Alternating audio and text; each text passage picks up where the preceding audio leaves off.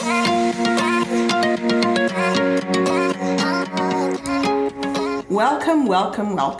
to the Incommensurable Podcast. Today's episode, Putting It All Together, attempts to merge the ideas in episode 1 and 2, starting with self-integration. It is safe to say that to start the journey through self-integration, one has to be self-aware, which is a double-edged sword. I say this based on my deductive reasoning. Would you please bear with me as I try to explain my reasoning process?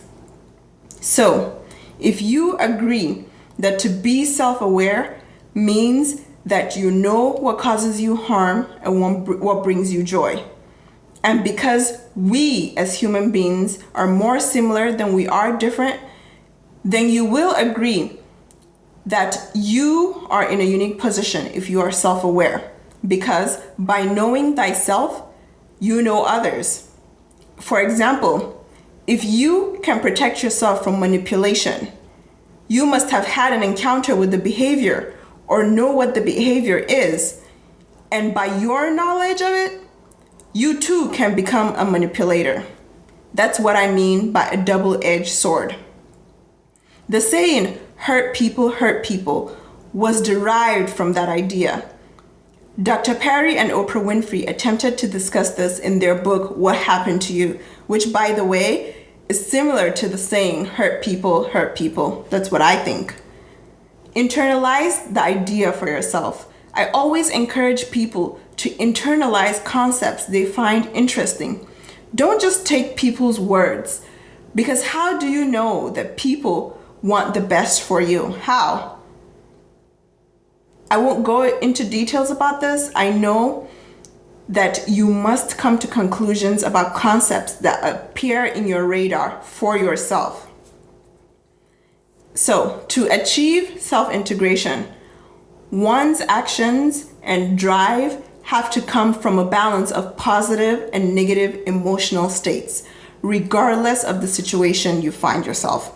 I know most of us were raised, especially females, not to feed our negative side. Still, as I keep learning and evolving, I see that not leaning cautiously to negativity gives rise to naivety. And trust me, people will mistake your kindness for weakness. We all know that there are people that are actively seeking to tear people down. We must understand and protect ourselves from that. The most outstanding leaders in the world knew this. Gandhi knew this, Martin Luther King knew this, and they incorporated this knowledge in their personality. I think that is why they were both able to lead the most successful revolutions of our time. The second episode, It's in You, Not on You, attempted to address the idea that your thoughts create your world. I'm sure many of us experienced this differently during the pandemic. I know I did. Rumination, people, is real. Rumination of the mind is an actual thing. If you hold a thought in your mind for so long and act continuously to achieve it, it has to manifest itself in the physical world. Whether good or bad, it will display itself. Think about it.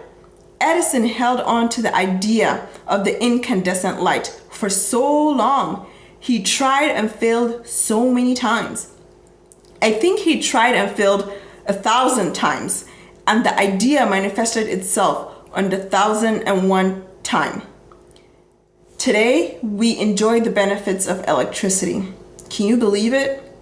Humans have conscious and unconscious thoughts, and it's time to start recognizing and tapping into those thoughts to help us manifest our greatest desires. Once we start thinking accurately and looking at things from a different perspective or through the lens of positivity, things begin to change and hidden symbols reveal themselves to us. When I watched Cinderella as a child, I was mad at how her stepmother and stepsister treated her, but now as an adult, I realized that she was an adult and she could have dropped her broom and walked away at any moment in time.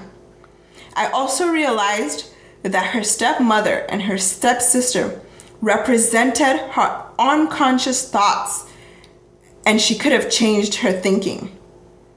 And I also understand why she didn't. It was all she knew. Join me next week as I discuss episode 3 and 4. Episode 3 and 4. See you next week.